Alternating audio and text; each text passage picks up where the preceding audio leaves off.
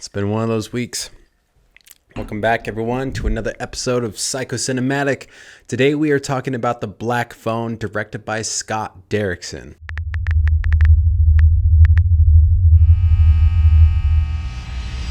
I just learned this from IMDb's fun facts thing, and I want to get into this first before we even get into the actual review of the movie and brief recap. This movie is based on the book The Black Phone, written by Joe Hill, who is Stephen King's son. That's dope. I mean, it makes sense now that I've learned that, because it's got that supernatural aspect that Stephen King would write with. You know, like when I was talking about it with my wife after the movie, I almost wanted to say the term, yeah, this kid shines, you know, like he sees dead people. It would make sense to me if this actually existed in the same universe as It and The Shining and all that. So I thought that was super cool. And kudos to Joe Hill for not using the last name King. I mean, your dad is the king. No pun intended. I literally just thought of, Jesus Christ. Your dad is the king of all horror novels. I mean, bravo.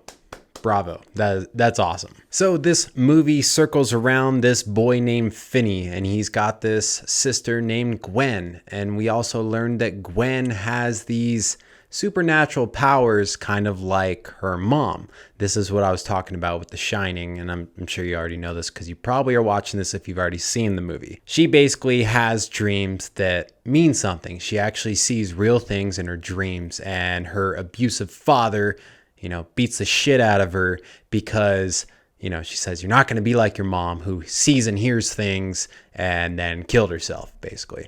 So, you know, at first you think it's just the sister, but when Finney gets kidnapped by the grabber, there's this phone that's not plugged in, and now he is able to speak to the past victims over the phone. What makes that significant is the fact that one of the victims says how they could hear the ringing, but they couldn't hear anyone over the phone. And it sounds like Finn might have been the first person, meaning that he is special, because even the grabber can hear the phone. And he says how it hasn't worked since he was a kid. So that makes me think a couple things. One, the grabber is not special like Finn is special. Two, the grabber was probably abused as a kid too. He's lived here since he was a kid, but that house is his, plus the one across the street, and his brother's living there too, which also makes me wonder, was the grabber abused as a kid, but then he got the inheritance of this house from his family because he's the older brother? There's a lot to unpack there. You've probably seen it on plenty of crime documentaries and whatnot. The people who abuse other people are often the abused. And this would make sense with him wearing a mask and the fact that he was completely debilitated when his mask was taken off of him by Finn in the end of the movie. My guess is that he was tired of being the victim, so he put on the mask to pretend to be someone different and be the predator rather than the prey. So once that mask was ripped off of him and he was fully exposed to be the fraud that he is, he didn't know what to do and he freaked out. My other guess is that maybe he had some multiple personality disorder, because his masks had, you know, different facial expressions. They covered different parts of his face, and they seemed to dictate his mood, or rather his mood would dictate his mask. It's also interesting because these masks, you know, sometimes they're full face, sometimes they're from the nose up, sometimes they're from the nose down.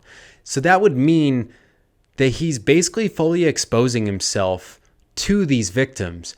And sometimes with these criminals, if you've watched a handful of documentaries, they want to get caught. I didn't get that vibe from him, but maybe that is what it is, with the exception of when he kidnapped Finn in the very beginning, because, you know, he didn't have a mask there. But if you did have a mask when you attempted to kidnap this kid, you know, the kid's gonna be running from the very beginning and you'll be screaming and whatnot. You're more than likely going to be spotted by someone. So it makes sense that he wouldn't be wearing a mask at that point. Something else that's also interesting is that throughout this movie, because of Gwen, the sister, we get little glimpses into the victims' lives about how they were kidnapped until Vance And Vance is the older teenager, that rebel boy who was taken, but we don't get to see him be taken. We see him get arrested after he carves the address of where he's buried into the kid's arm, which probably never actually happened. What threw me off about that, it was kind of a curveball because I was like, wait, is the grabber linked with police? And it turns out that he probably wasn't, and that it was more just for Gwen to find the address of where the bodies were buried, which happens to be right across the street from where Finn and all the other victims have been held. Something else I found interesting about this movie was Max, the grabber's brother, the one who invites the detectives into the house, which is like, I mean, when I was first watching that, I didn't know that Max didn't know about his brother's involvement with that. So I was like, wow, what a perfect cover. Pretend like you're investigating it yourself and, just make them think that you're crazy, invite them into your house and, you got a soundproof basement. Wow, you're in the clear. But no, I mean, he had no idea about his brother's involvement. But something that he did say to the detectives was that, the house has to be in this little area and they've got to have a garage, which I found that even weird that was even a talking point because, where I live, everyone's got a garage basically. But since this movie just came out, I can't go back and double check, and I already tried Googling it to see. But from what I remember, and if you remember, please correct me if I'm wrong, I think that the house that Max and his brother are currently staying at didn't have a garage, but they had an awning that the van parked in. And then the house across the street where all the dead bodies were had a garage. So I just found that a little bit interesting because if that is in fact true, he was throwing the detectives off into the wrong area, even though I'm sure they didn't care what he had to say. Now, this movie quickly donned the 100% Rotten Tomatoes on all their trailers, and that got me pretty psyched because I bought my tickets a while ago. I wanted to see it back in, I think it was January when it was supposed to come out, but then it got delayed. And now that at the time of filming this, it is the Friday that this movie comes out, Rotten Tomatoes, the critics have given it 84% and the audience have given it 67%. And I surprisingly find myself with the critics. I would give this an 8.5 out of 10, so an 85%. I also really like the fact that all of the victims, Bruce, Paperboy, Griffin, Vance, and Robin and Finn got a hand in the way that the grabber dies. It was equally satisfying as it was clever. He was told about the wire and the window. He uses the wire and trips the grabber. The grabber then falls into the hole that the other victim told him about, and he breaks his ankle in that hole. And then he fights the grabber with the phone filled with dirt that Robin told him about. And then he kills the grabber with the phone cord, a collective everyone's involvement. And then he uses the steak from the freezer to get away from the dog that is guarding the door.